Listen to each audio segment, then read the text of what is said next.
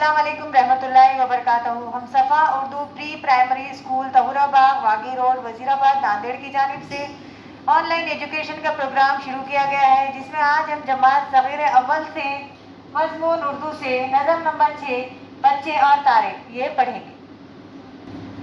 प्यारे बच्चों, आज हम नज़म पढ़ेंगे बच्चे और तारे।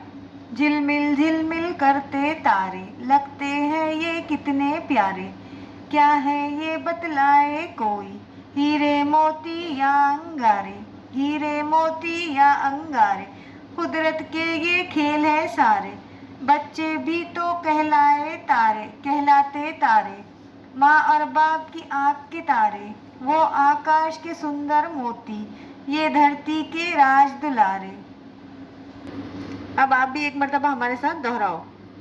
झिलमिल करते तारे लगते हैं ये कितने प्यारे, क्या है ये बतलाए कोई, हीरे मोती या अंगारे, हीरे मोती या अंगारे, कुदरत के ये खेल है सारे, बच्चे भी तो कहलाते हैं माँ और बाप की आँख के तारे, वो आकाश के सुंदर मोती, ये धरती के राज दुलारे।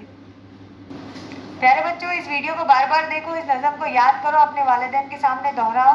सफ़ा उर्दू प्राइमरी स्कूल के चैनल को सब्सक्राइब करो, लाइक करो, शेयर करो, ताकि नए आने वाले वीडियो की नोटिफिकेशन आपको मिले।